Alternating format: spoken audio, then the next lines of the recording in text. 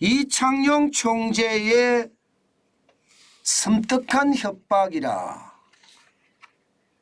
기준금리 올리겠다. 이 말이 여러분 이게 사실일까요? 자, 일단 이걸 먼저 한번 보시죠. 네. 이창용 총재가 한국은행에서 열린 국정감사에서 한 이야기입니다. 규제로도 가계부채가 잡히지 않으면 금리 인상을 고려할 것이라고 이야기했습니다. 한국은행 이창용 총재 입에서 금리 인상이라고 이야기하는 말이 나왔던 거는 진짜 오랜만이죠.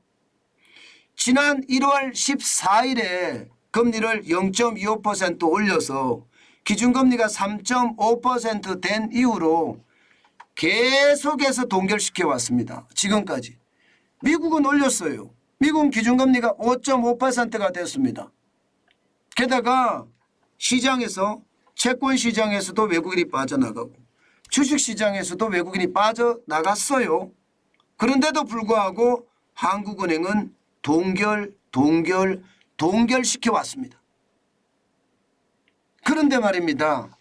그런데 한국은행 이창용 총재 입에서 이제 동결이 아니라 인상을 할 수 있다는 이야기가 나왔다는 것은 뭐 저는 당연하다고 보는데요. 어떻게 생각하면 이것은 말입니다. 섬뜩한 협박이라고도 느껴집니다. 왜냐고요? 가계부채가 잡히지 않음이라는 단서를 달았잖아요. 시장은요. 이창용 총재가 이야기하듯이 가계부채가 잡히지 않으면 이렇게 협박한다고 시장은 넘어가지는 않거든요. 뭐 지금까지 이창용 총재가 가계부채에 대한 연끌하지 마라. 절대로 대출금리 안 내려간다. 이렇게 경고를 몇 차례 했는데도 시장은 전혀 말을 안 들었잖아요. 그죠? 계속 가계부채는 올라갔습니다. 그런데 이게 말입니다. 제가 보기에는 현실적으로 말입니다.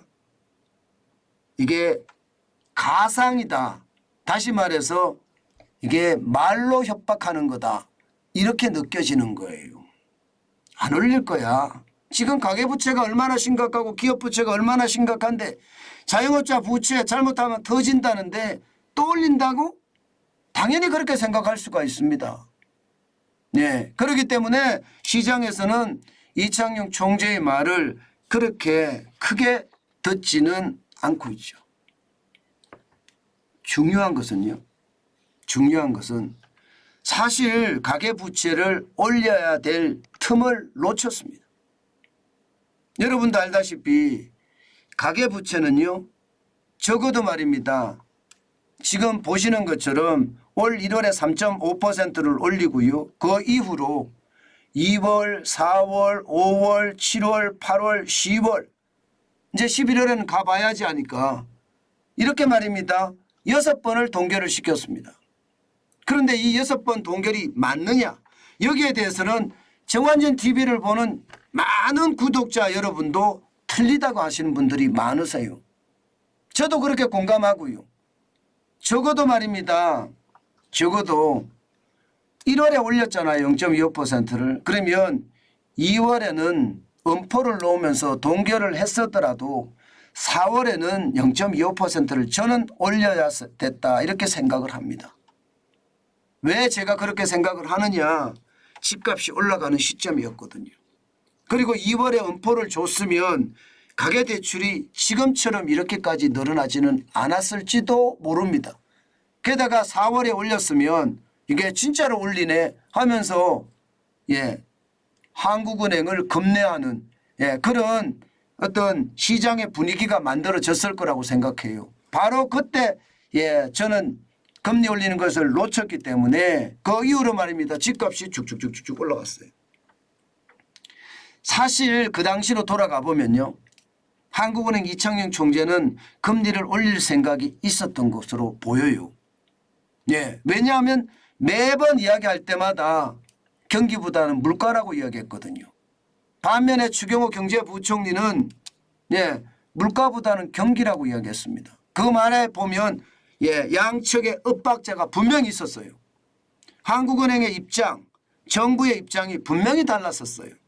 그런데 한국은행이 결국은 정부의 입장을 따라간 거다. 저는 그렇게 보거든요. 경기에 방점을 뒀다. 말은 물가보다는 경기인데 사실 정부는 역전세 대란을 걱정했던 거거든요. 부동산이 폭락을 해서 최악의 시나리오가 써질까 봐 그걸 걱정했던 거거든요.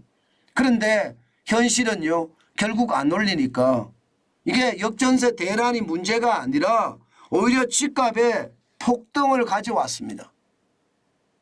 과거에 올랐던 만큼 다 올랐다고 하니까 폭등이라고 쓸만하죠. 그 정도로 말입니다. 상황이 좋지 않다는 것이고요. 굉장히 중요한 요소는요. 이제 와서 한국은행 총재는요.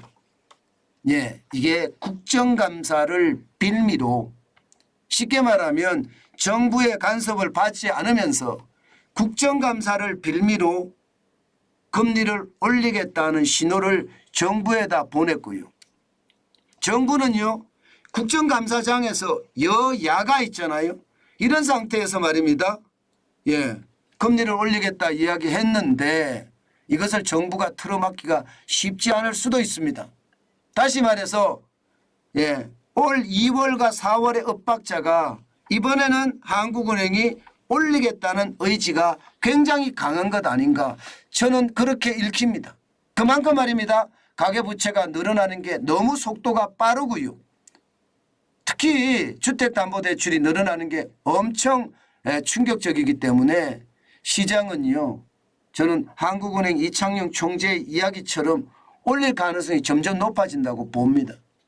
2023년 2분기를 보면 지금 1862조 8천억 원이잖아요. 사상 최고치입니다. 이대로 계속 갈 수는 없거든요. 지금처럼 말입니다. 한미 금리 역전이 2%포인트가 나면서 주식시장에서도 빠지고 채권시장에서도 빠지고 이건 말입니다. 계속 잡고 가기가 쉽지 않아 보여요. 그러니까 한국은행 이창용 총재도 이제 겁이 났던 거죠.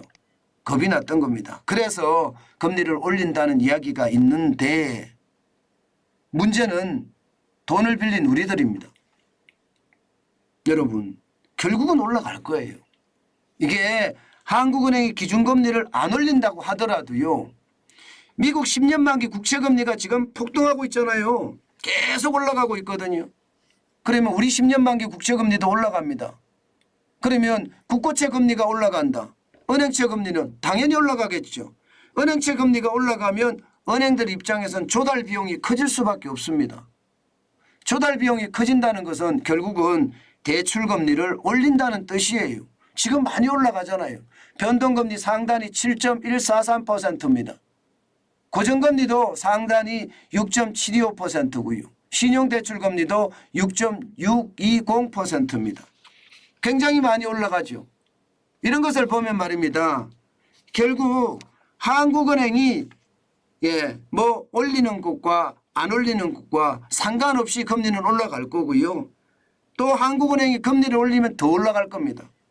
그렇기 때문에 여러분 이자 폭탄 진짜 조심하셔야 돼요.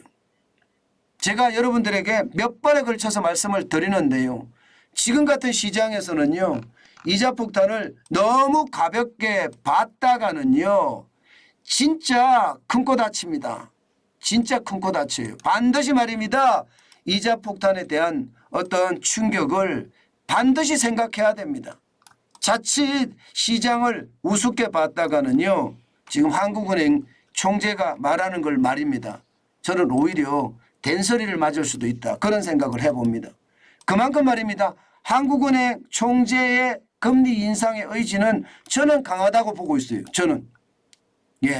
이게 올리려고 하는데 시장에 정부가 계속 엇박자를 놓으니까 사실은 여야 있는 앞에서 금리 올리겠다 이렇게 단언한 것과 저는 다름이 없다고 봅니다. 그렇기 때문에 여러분 시장은요. 결국은 금리가 올라갈 것이고 그에 대한 대비책 여러분들이 많이 만드셔야 돼요. 단순하게 이럴 일은 없어 이렇게 생각해서는 안 된다는 뜻입니다.